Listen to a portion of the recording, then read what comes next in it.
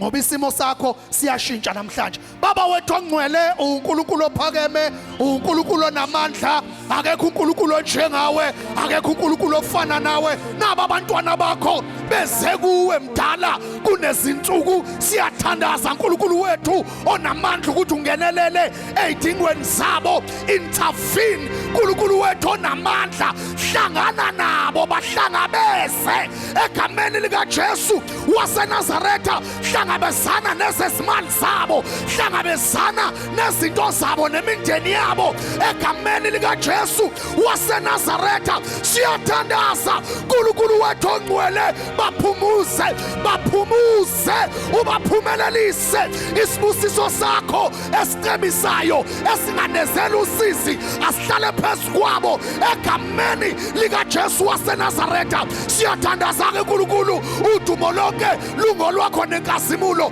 in the wonderful name of the Lord Jesus Christ. Amen.